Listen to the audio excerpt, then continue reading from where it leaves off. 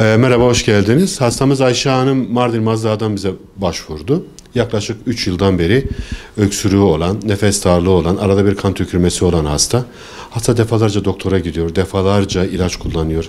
Sayısız derecede antibiyotik veriliyor, nefes açıcılar veriliyor, kan kesiciler veriliyor ama hasta bir türlü düzelmiyor.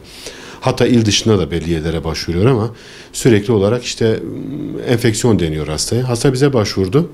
Akciğer filminde bariz bir şey görünmüyordu ama tomografi çektik. Tomografide sağ akciğer alt kısmında böyle metalik veya kemiğe benzeyen bir dansite görünce bronkoskopsini yaptık ve bronkoskopide orada böyle kemiğe benzer bir görüntü gördük. Bunun üzerine ameliyathanede rigid bronkoskopla baktığımız zaman sağ akciğer alt tarafını tıkayan 1,5 santimetrelik bir kemiği gördük.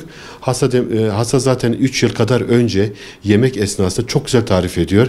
Sanki sağ akciğerine bir kemik kaydığını söylüyor. Aile sırtına vurmuş ama o anda biraz düzelmiş ama sürekli ondan sonra da rahatsızlanmış. Demek istediğim şudur.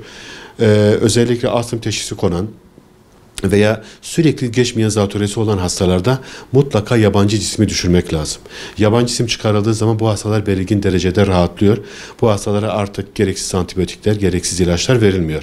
Bu hastamıza mesela dün müdahale yaptık. Bugün çok daha rahat. Mesela dün görseydiniz inanın bayağı böyle ateş yerinde duramıyordu, yatmıyordu ama şimdi maşallah ayakta bizi karşılıyor.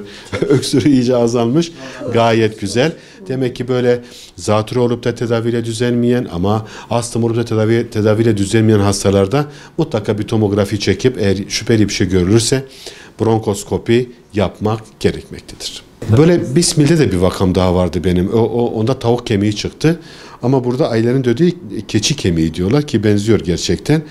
Bu benim gördüğüm 2 vaka bu şekilde. Tabii yabancı ismi çok görüyoruz ama bu şekilde mesela genelde yabancı isim olduğu zaman bu hastalar saatler içinde hastaneye başvuruyor.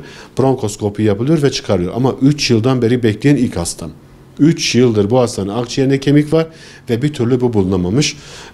Dolayısıyla bu benim bu şekilde gördüğüm ilk hasta. Şimdi bu özellikle boğaza bir şey kaçtığı zaman akciğerde hırıltılı solunum, öksürük, kan tükürme, nefes darlığı olduğu zaman acilen doktora başvurmak lazım.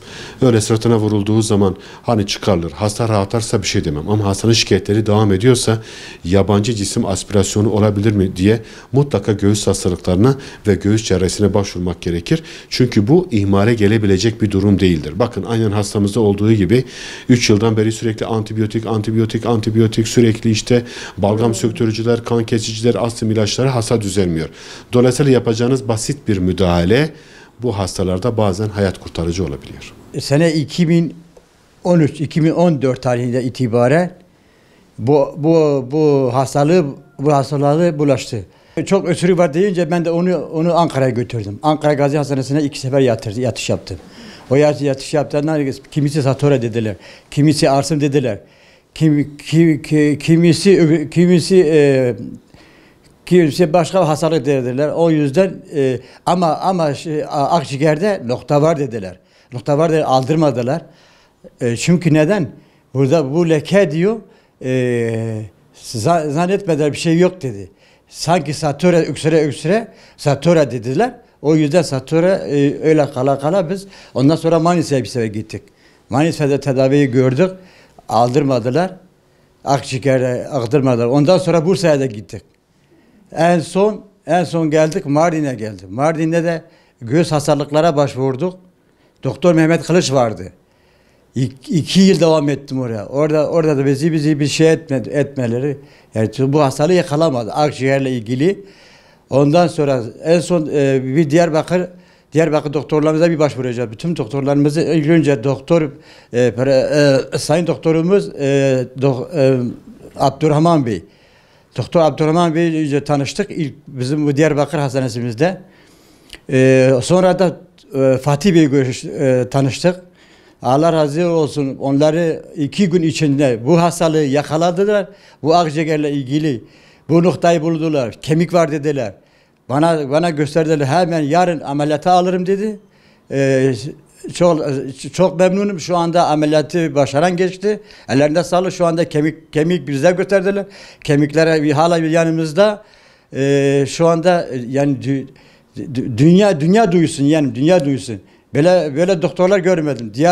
Bütün Diyarbakır bu hastanemizde böyle doktorlar görmedim. Yani ciddi söylüyorum, samimi söylüyorum yani bu yani ilk defadır görüyorum. Çünkü neden? Tüm dünyanın doktorlarına gezdim dolaştım. Bu hastalığı burada yakaladık. Bu hastalığı bu akciğer, bu noktayı burada yakaladık. Şu anda Allah razı olsun hanım eşimiz iyidir. Hayatımızda inşallah yaşayacağız. Ne mutlu hepinize teşekkür ederiz. Çok çok sağ olun.